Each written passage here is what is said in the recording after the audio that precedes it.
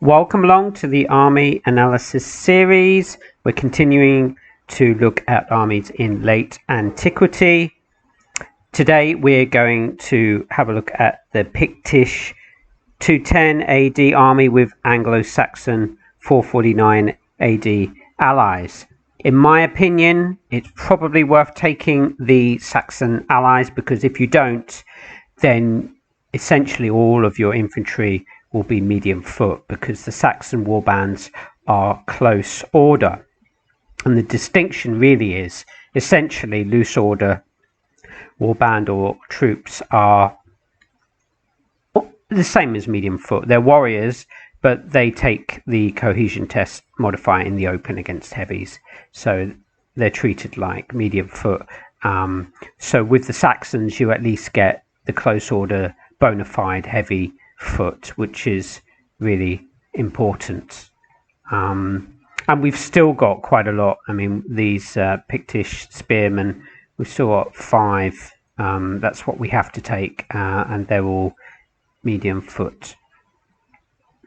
So this is quite an infantry based army, warband based army. We have got 2 superior warband units, fantastic units in LA.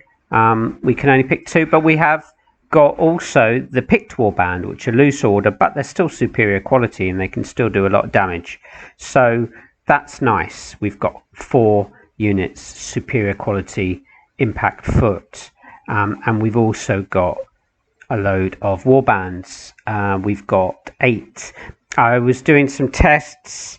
In my tests, I was putting the warband just because I know how good the superior warbands are. So I was just looking at your standard warbands, and I was putting them up against standard infantry that you would find in LA: Sassanid foot, Bedou foot, Arab foot, the Pict spear, and to be honest with you, they were doing absolutely fantastic. Absolutely fantastic. It worked out about 70% of the time they were disrupting on impact against those kind of troops, because as I always say, in LA the infantry is fairly average to poor. In classical you've got a lot more better units. You've got legionnaires, you've got armored troops, hoplites, veteran spear, and so on and so forth, and other impact foot as well. But when these guys go up against, say, Sassanid foot, which are just your kind of bog standard kind of heavy foot swordsmen, they get absolutely hammered by warbands. Arab foot, I mean, they're up 110. The warbands are up 110 on the Sassanid foot, Bedou foot, Arab foot on impact, and then it goes to evens. But even then,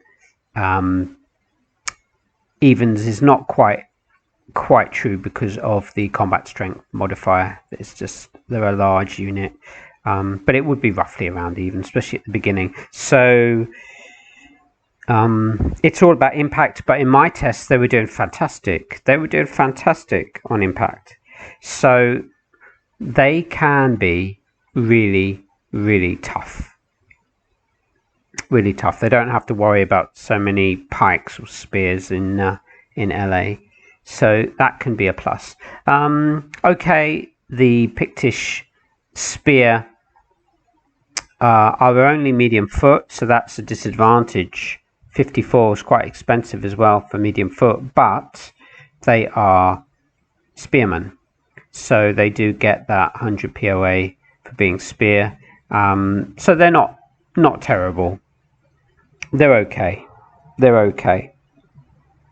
And actually, when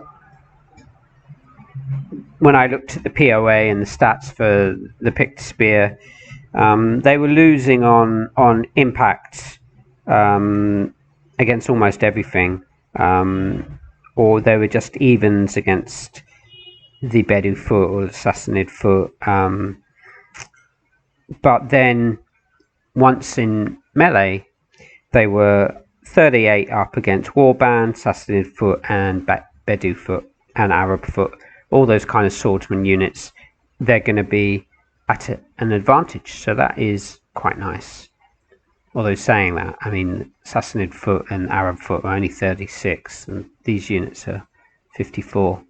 But they are larger. They're larger than your standard infantry. So we've got about 10 skirmishers. It's about the norm. If you've been following my videos, that's what many armies have, around that number. And we can only take 2 more anyway. So the absolute max is 12. One big problem with this list is we have absolutely no cavalry. We've just got chariots, light chariots, and some javelin horse. I would probably take about 5 javelin horse, because you just want to, annoy, disrupt, and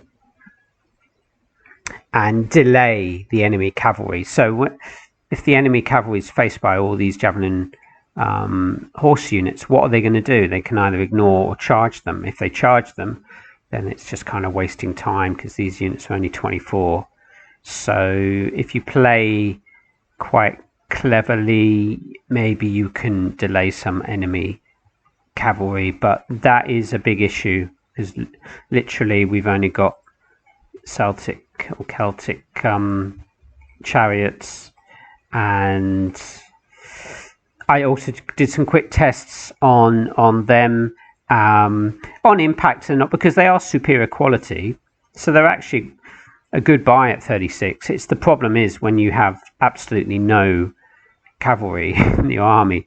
So they were on impact. They were evens against a lot of cav, 50 up against armored cav, which is the worst cav, 100 up against Turkoman cav, which is bowman cav. But then against absolutely everything, they were down. Even armored cavalry, they're 50 down. Noble cavalry, they're 100 down. The light lancers, they're 50 down in melee. Veteran cav, they're 100 down. And even the Turkoman cav, the bow archer cav, they were actually 50 down in melee. So they could maybe hold up cavalry, but sooner or later they're going to disrupt and then rout. So you can't really rely on them too much. So that is quite a disadvantage with this army. The other thing that was interesting was when I looked at the win rate is really not that great. It's 42%. So a lot of armies I've been looking at recently been in the 50s. Bosporan was 56%, Lombard 57%, Arab City 58%. Byzantine, which we looked at recently, they were nearly the same, but they were a little bit better. They were 44%. But what I found interesting was that players taking this army out in the league have been drawing quite a lot. It's about 12%. 12% of the time you take this army out in the league, you draw. And just to give you a comparison, most armies are about 5 or 6% on draws. So they're about double. And I don't know, I'm just guessing, but what I'm guessing is, as in many strategy games, whether I'm playing Napoleon Total War or Field of Glory 2, if I have very little to no cavalry, it's quite difficult to be aggressive and advance, because you're always a little bit worried about your flanks. So that's my idea, that maybe players are being a little bit cautious, maybe playing defensively, because you've got no lancers, no cavalry at all, just these Celtic chariots. So yeah. And well, I suppose you do have spear. I mean, you have a lot of warband, which aren't that great against cavalry. So maybe I would put my picked spear on the flanks, because spear is quite good against cavalry. So try to block the enemy from coming around on me. Being medium foot as well, even though they do get a negative on the modifiers because they're medium foot in the open against cavalry,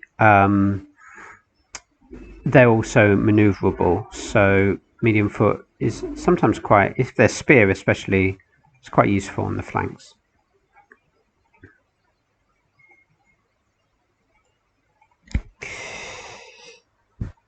So what can I say about this army? I think it's going to be difficult to play with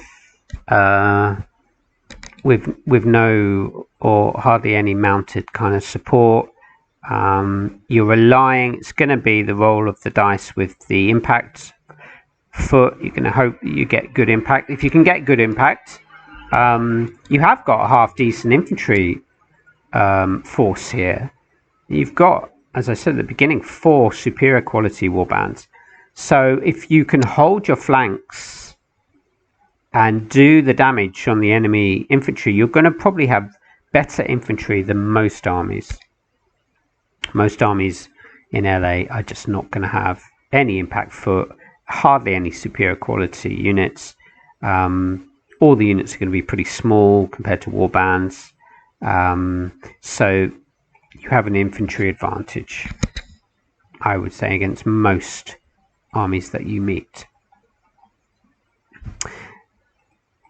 My rating, it's going to be a bit difficult. When I started out, I was going to give it a really low rating, and it's still going to be fairly low. I think I am going to go to about B-. I was, at the beginning, I was thinking about C+, because of, you know, just the light chariots as your mounted force. But when you look at all these warbands and what they can do and what they're facing in LA, if it was in classical, it'd be different. But they can do, I think, quite a good job. If you can get them into contact with the enemy infantry, that's key, really. That's key. You might well struggle against quite cavalry heavy armies, though. I think then you are really struggling, because you can, you know, there's hardly any more skirmishes to take out. We've got no bowmen at all, so there's hardly any. I mean, this army must be one of the worst for flexibility. Just messing around a little bit with the infantry, but virtually no more skirmishes, no bow, no more cav or anything to take out. So probably a B-. I'm being a little bit generous, but I do think there's potential with the warbands. Okay, that's my opinion anyway. If you've taken out this army, then let us know, make some comments. If you played against it, also let us know how you did. Maybe I've missed something out. Maybe you wouldn't take the Saxon allies. Maybe some of you have taken just the base build, perhaps. Okay, that's about it. Thanks a lot for watching, and see you again soon.